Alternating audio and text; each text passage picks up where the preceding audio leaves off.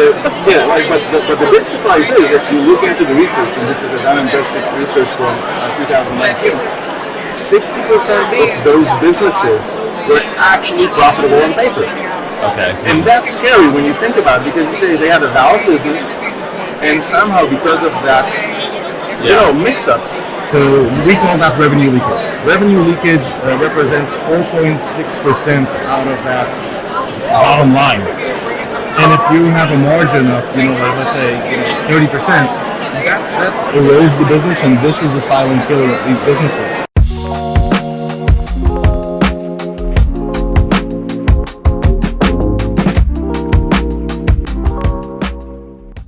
Audience is mainly independent tax professionals, so tax preparers, tax consultants, tax problem solvers, tax attorneys, CPAs, enrolled agents. So what does Ankor do? What's your vision with the business, and how does it relate to what we do? All right. So Ankor, by design, is a revenue protection system. It started out of a personal thing years ago. I had several businesses. This is my fourth company. Managed to create a few successful companies, sell them in different markets, in different niches, different sizes, and billing was always something that I hated. I hated the feeling of doing really good work for clients, serving them well, and then having to be in a position where I actually chase my money. Not because I had bad clients, I had great clients, but it was just, I had a good relationship with them, and then they felt actually like sort of, he knows I'm good for it, so I'll go on a ski vacation before I pay it. So, once you heard about that ski vacation, and then you end up very frustrated, because if you don't know exactly how much money you have at the end of the month, will you grow tall or stay close to the ground? Will you advertise more, add more employees? Okay. No, you stay close to the ground, and this is what we see happening for a lot of small businesses, and especially the solopreneurs or the one that up to 5 to 10 employees. They are in sort of a survival mode, and it's not their fault, because the system of getting paid right now, especially in the this financial aspect, is broken. If you would go and Amazon doesn't chase you for their payments, right? Netflix doesn't chase you for your payments. They charge me real quick. Yeah, you don't go into a restaurant, eat your steak, and then say, okay, great, send me that invoice, net 30. Okay. No, because everything is weaved together. And what's happening in service is that it's, okay, I have the agreement, and then I do the work, and then I invoice, and then I chase the money, and it's working. So Ankor is a system that, first and foremost, gets you paid automatically. The way when we looked into how to do it, we understood that we need to start before the problem even begins. We need to start with the engagement itself in the proposal stage. So instead of sending a DocuSign or an attachment, a PDF, we send a link. You can create all the terms, all your services very, very quickly. Scope of work, very, very quickly. We have a lot of templates, so the objective is for you to be able to do it with your client on the phone as a sales process. Then you send it, they're able to get a link and sign it immediately. We have a lot of people that sign it while driving. We're against it, but it's stupid proof, so it happens. 90% of our proposals are being signed within the first 24 hours, so we're doing something like that. But that's not enough. Okay. A big part of the proposal itself is that, apart from setting up the terms and being digital, we are asking the client to provide us with their payment information in advance, meaning either ACH, which is free for you and free for them, or if they opt in to choose a credit card, they are the ones paying the fee, not you. And for the smaller businesses that want to get paid faster and normally, they're using credit card, they have to absorb those, 3% fees. And these are businesses that their margin to begin with is not tremendous. So this is like 3% from their bottom line. It's very painful. So just starting off, they get like that 3% and getting their money within 2 days. But apart from that, now once that's signed, you have a situation where you have a solid agreement signed, weaved with the payment information, and then because of that, you can do your work. And the invoice will be generated automatically from that agreement and automatically collected according to the terms. And we can have packages, you can have time-based billing, you can have value pricing billing, you can have a mix of things, you can have ranges saying, okay, you don't exactly know the range or the scope of the client, or he doesn't know.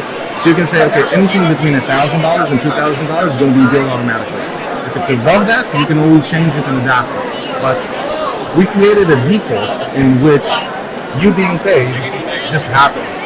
Versus now that for you to be paid, your client needs to actively do something. And when we say do something, is you sending them to work. Because when you're sending them an invoice, you're basically saying, okay, you go back 3 months back, go over our correspondence, go over the agreement we may or may not have, do an AP process. So you need to validate that. And this is why payments are late, because it's just broken. And Amazon doesn't do it. We turn you getting paid into an expense versus an AP process. Interesting. And so for a lot of tax professionals in the sort of the old days, we would get paid at the time of service in person with a person, right? Versus the virtual service environment, where a lot of times now we're not meeting with our clients, they're remotely, right? So there's different tools to kind of attach payment to signing the tax return and kind of address. But I think I want to just on a practical point, see if you can address this, that my understanding is that the credit card companies, their agreements were designed, and I don't know if this is outdated, so let me know if it is, where you were not supposed to pass on the fee to the client or the customer. Is that the case? Is that a myth? How is that? So when they started out, or like it definitely was the norm. It was not. It was like almost morally not right. To do it. It's not the case, but this is the feeling that we got as business owners. It's like I need to absorb it. But first of all, it's a myth and it's wrong. Second, it's completely legal in most states. However, and this is a big however, it's not relevant when you're using Ankor. The reason is that they're not paying you. You as a service provider are not the one that are asking them to take the fee. They're using a billing system. The system is the one asking them, how do you want to pay? It's not you. We are separating the emotional and the compliance barriers from the service provider to the payment. So interesting. I'm asking you as a platform, how do you want to pay your vendor? And if you want ACH and free, go ahead. If you want your miles or points, great as well, but you take a fee. So we, after, we're serving over 15,000 businesses, and we see zero friction with it. Because for a client coming to pay, what leads them is their own convenience, or, whatever is more convenient. For the business owner, this is in scale. If you have 100 clients, and, those 3% are accumulated, this is a big thing. Apart from that, if we look into automate, like let's say the devastating effect of not having a proper system in place is the reality is bad. 90% of businesses that close in the U.S. and die due to cash flow issues. Right. And then we say, okay, big surprise, no money, you die. But the big surprise is, if you look into the research, and this is a Dun & Bradstreet research from 2019, 60% of those businesses were actually profitable on paper. Okay. And that's scary when you think about it, because you say they had a valid business, and somehow because of that, mix-ups, they drown. And you see clients have a lot of innovative solutions. I only work if I'm being paid up front. So think about how many clients you push away with doing that. Or a lot of people just chase their money, or they say they take bridge loans. They hire somebody to chase their money. Or they have an AR clerk that costs them a lot of money. Either way, even if you're either not getting paid properly or spending a lot of time to get properly paid, and this is functions that humans are really suck compared to a computer. We shouldn't do that. That's not our thing. Computers have less emotions attached to it. Because that's the thing, right, is especially as a small business owner, like you mentioned, hearing about your client going on a ski vacation before they paid you, is the small business is a psychological game in a lot of ways, where you get your feelings hurt a lot. if you have feelings. That's why we always recommend not having feelings No, as a starting point. I'm against kidding. that. But that's a danger of it can kind of derail your day, derail your week, and even potentially derail your business because you can get into a negative mind frame with regard to your customers paying you. So is this a way? It's almost like a way of outsourcing that or kind of putting that to a third party and kind of redefining. Is that Absolutely? I think like a big part of what we do is we want to take the human element out of you getting paid. okay? And accountants, bookkeepers, tax preparers, like service providers in general are good people and they care about their clients and they care about delivering good work. The thing is, we're like doctors, but when you go to a doctor, you go out and there's an admin that takes care of the payment. There's That's a right. separation. The Yeah. doctor doesn't, Interesting. dirty his hands with the payment because there's a friction there that is, built into the relationship, and you don't want that. But here, you're stuck with it. What we want to do is give you an automatic tool that will take away and separate that emotion. And more than a doctor, you guys have a deep understanding of their financial situation. So sometimes you'll go, oh, I know they had a hard year. Okay, so I won't raise my prices. I know it's not part of the agreement, but I didn't, it wasn't clear enough to begin with, so Okay. I'll waive it. Okay. So we call that revenue leakage. Revenue leakage represents 4.6% out of that bottom line. And if you have a margin of, let's say 30%, that erodes the business, and this is the silent killer of these businesses. And most of the time, you're not even aware of these things because they're not measured in any way. You have an invoice you forgot to collect, or in the middle of the month they ask you, oh, can you do this and this, and then you say, yeah, okay, it's an extra $300, and you wrote it on a sticky note, but and you discover it in 3 months. Will you go and charge your client? No, you'll probably say, I'm an idiot, I forgot, so I'll waive it. Well, because it's about your mind share too. Of as the small business owner, you only have so many things you can focus on. Your priorities are, like you said, for us as a service provider, providing good service, doing a good job. We got our hands full already just doing that. And you're so now I'm afraid. putting more things in my mind that aren't necessarily a positive or things that I want to do. And I might be losing focus on things that I want to do that are fun for me, and then I might be getting kind of like miserable. So that's true, and this is where, let's say you have awareness and you know that something fell short. Most times with these things, you don't know that it wasn't paid. Like revenue leakage, that's like it's leaked. It's like money that you were supposed to get and somehow leaked out. I'll give you a good example about raising prices. You might even have in your agreement, in the agreement, okay, next year the prices are supposed to go up 10%. But come December, the admin or you don't go back to that paper agreement. I see. You just look like in December. What we have an automatic price increase for that. We have a lot of things, and this is why we call it revenue protection. We have tools that are built to automate things so you don't need to, burden your mind with and do things you're basically bad at. You don't bring your own emotions into the game. That makes sure that you're doing good work. You need to be paid, And keep focusing on that. exactly, growing the business, and you can allocate, instead of having an AR clerk, you can allocate that funds for the same person to do revenue generating work. Yeah. So we're seeing a few things that we try and automate to help this community.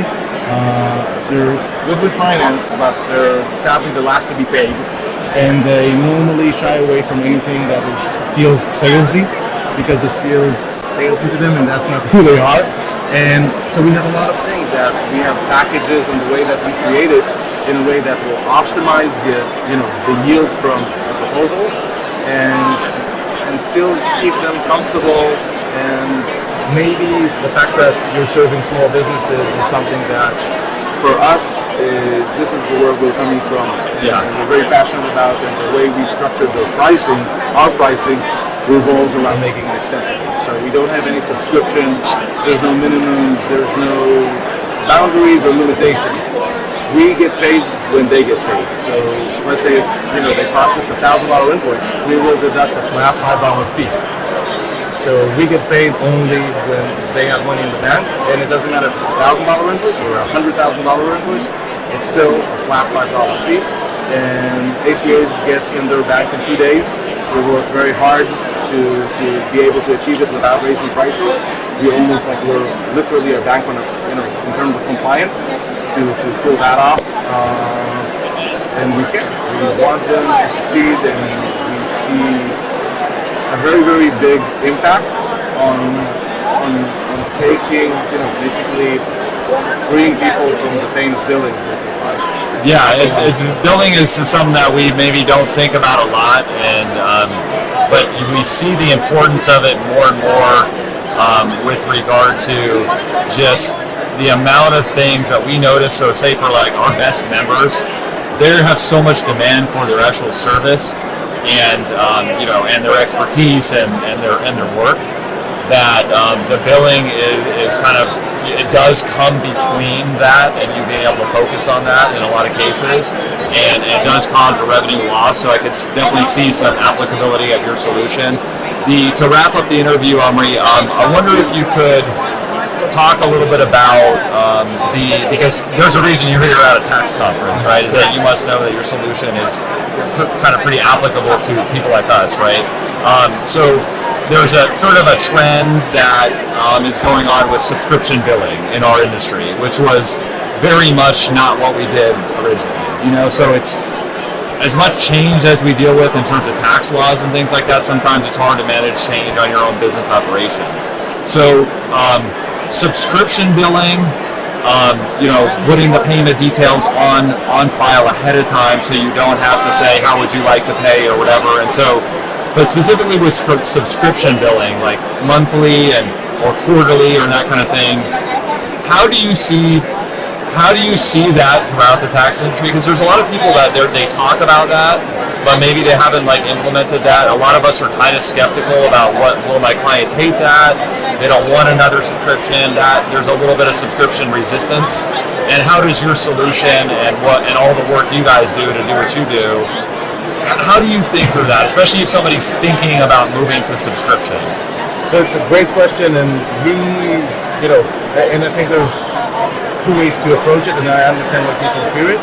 So first of all, in terms of the technicality, we fully support it to an extent that we did a collaboration with Ron Baker and Hector Garcia.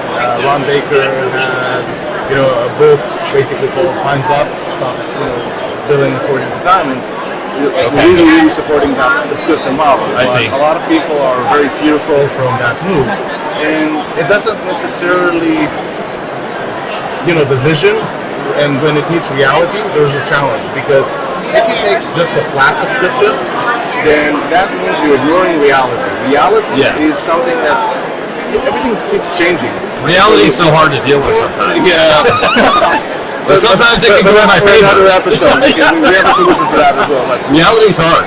It is, but it's solvable if you know how to handle it. Okay. And what we try to do is, if you have a subscription, you're not only saying, okay, I'm taking $1,000 a month and it's a recurring thing. You can do that with QuickBooks, and auto pay. And what we offer is have a package that is it could be very different in terms of the pricing models. Meaning, you can have a package and subscription that says, okay, I have the core, and then I have add-ons, and then I have even a time element that says, this is a safety net. Okay. If this goes beyond the scope of what I thought, then up to 10 hours of $200 an hour, it's going to be automatically charged.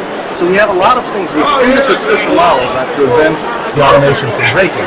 Because what happens if you do just a fixed recurring? Yeah, right. All of a sudden, someone gives you something that's out of scope. That's right. And then the automation breaks. That's so right. when you're doing a subscription model for a service provider, unlike a traditional SaaS, you have to have a system that knows how to bridge those gaps. Or you'll end up being with multiple systems and you didn't relieve yourself of the AI. So this is a big part of it, and we work quite extensively with Ron Baker and Hector to really nail it down to the extent that they go and say, if you are really good with the value that we provide, change your offering to be a value pricing model, and even there to say you can unsubscribe from me with a button. So that's really. So you address the fear on the customer side. Exactly. I don't want to be locked into. Exactly. You don't want to really press a button and unsubscribe from you because it's not like a digital service. But the fact that you can even offer this is such a strong selling point and such, showing that you have conviction. We have that capability, but a lot of people don't even use it because they're still fearful. But in terms of, I'll tell you, like as a maybe a middle step in moving to a subscription. Okay, right. We have a lot of Because you can sense I'm a little scared or something like that. but I'll tell you what we saw. We saw that the tax season has, you have a big, very intensive cash flow injection in a few months and then like very, very quiet ones. So some companies said, okay, but I'm serving them all year long where I want to. So can you help us take that, chunk of just an injection and spread it over 12 months? And then what we do, we actually increase the price. It's not just dividing it by 12. We increase the price, spread it around, and then you have access to communicate with your client on a monthly basis, add advisory services, add stuff that normally you don't offer because, tax season is tax season. It's like limited to us burning down during a specific time of the year. So this is something we see happening more and more, and we know how to support that and actually help them mitigate it. And about fear, which is something that is a constant thing with change, and especially in the financial industry where we study to be conservative. That's like the thing. Okay, right. Reality is different. Clients will do anything that you have the confidence to stand behind. If you have the confidence, say, okay, this is how I work, then that's it. They'll just do it. And as long as we explain to why it's in their benefit. I think that it's not like a lot of things are. It's not about benefit or not. It's just how you work. I see. Interesting. It's like because it's like I'll tell you, and I don't need to explain it. Will you work for free completely? Will you? Not being paid at all. I would prefer not to. and you don't need to to explain the benefit to your client why he needs to pay. Interesting. So this is how I work. I like it. I work and then you pay. So it's exactly like This is sort of how it goes. Yeah. Right? So how you pay, it falls exactly into the same role. And the thing is, we're used to certain ways of thinking, and this is cost of doing business. But businesses die because of this, so it has to change. And especially in this space, and especially for the smaller parties, they do so much, and they deserve not to suffer from these things. And this is our mission: to make them thrive and not like survive the monthly grind, and help them do the things they're bad at, like the selling part, the cross-selling part, chasing one, like eliminating that completely. And the impact that we're seeing on companies is tremendous. We're serving thousands of clients. We're partners. We're official partners with the Cal CPA. We've been around and we've seen it from different angles, and we know how to help you when you onboard. Check your pricing. Normally when people move to a different proposal and billing system, it's like moving an apartment. They sort of look at it and say, oh, I didn't raise prices for 4 years. Okay, maybe it's a good opportunity to do so. Maybe it's an opportunity to fire some clients. And we help you do that transition. So we have dedicated, call it, pricing and billing specialists that do it with you. This is what's going on. And if this software Okay, so all right. So first of all, the integration for like QuickBooks and any ledger, it's automatic, and reconciliation is bulletproof and automatic. So it's like basically set it and forget it from that point. In terms of AI, and this is another tool we're actually working with Victor Garcia around pricing. So value pricing is something that it's sort of an art for you to investigate with your client, what do they need and how much is it worth for them. And that's right. So we're building a pricing tool that will actually give you the questions or question your client, and then come back with the answers, and more so actually do it for you. The tool will ask your clients and automatically build the best optimized proposal for them based on their needs. Interesting. So that you don't need to do the hardcore sell, but still get your worth. But in an automatic fashion. So it might take into account things like market rates or more than different that. services. Market rates are saying, okay, I'm going to average myself around what my neighbor's doing. No, what we advocate for is you have a client, they have a need. They say, okay, I need this resolution. And what you're selling them is not necessarily a tax return. You're selling them maybe, like financial, mental health. Because for them, like think about the situation they're in, or they're trying to, grow their business exponentially. So all of a sudden, the demands that they'll put on you, or the needs that they'll need from you, is different from client to client. And normally, when we average everything to what, what's the average, that goes to waste. Okay. If it's not a necessity, we can just do the default, and we definitely have benchmarks, and we have everything. We have templates differently, but It's more of what's the value of the outcome. we want to help you feel comfortable and have something supporting you with getting paid more for the work you're already doing. And doing it in a way that's very transparent, very fair, and more than that can actually present you as the hero to your client, because you're asking super professional questions around, okay, what do you need? I need a tax return. Okay. You know that. But why do you need it? What's the business? And these are things that a lot of times we don't match the expectations to begin with. Okay. And now you have a tool that does it for you, knows how to get you paid for it, and then you can ring the bell and actually show the client, look, you remember when we started, this is what you asked. Look how cool I am. Interesting. So there's a lot of thought behind even the setup that you guys offer, and being connected with these other thought leaders in our industry, and what an interesting project. Really appreciate you joining us on the Tax Pro Nation podcast. Thank you so much for having me. And so if people that are listening wanted to get more information about what you guys do, and think through some of these things that really are top of mind for a lot of us, what was the step that they should take? So the immediate easy step is they can go into our website, which is www.sayankor.com.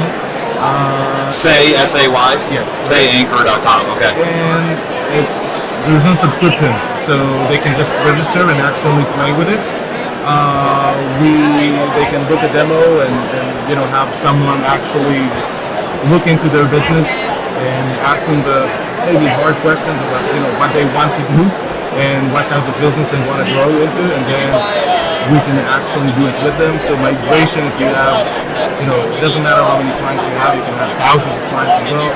We help you migrate it really easily in bulk. You don't need to do it one by one, and you don't need to do it alone. We do everything with you. We have proprietary AI tools to help us migrate things very quickly. And about that, specifically for people that are doing tax, something that we saw that was a pain and solve it is for maybe bigger companies a little bit that have 1,000, 2,000, 3,000 clients, so they need to send engagement letters. That's right. That takes a month or plus of work. With what we saw, we're able to send 2,000 engagement letters that are completely separate and different from each other, all optimized in bulk, in one click. We do a sanity check. You have a tool that registers all together and sends 2,000 engagement letters at once, collects the payment, or the payment letter in advance, so it streamlines your tax season ahead of the mess. So we have a lot of clients that did that and got paid for this season while they're still chasing money from the other season because it was completely automated and it was not up to them. So around the tax aspect, the fact that you can automate both missions or task becomes massive in the impact it generates for the business. Yeah, interesting. Thank you so much for joining us. We really appreciate it, learning about what you're doing. Hey, this is Imelda here, and I just wanted to take a moment to remind you that if you'd like to keep up with our latest content, to make sure you subscribe to our channel. Thank you for watching.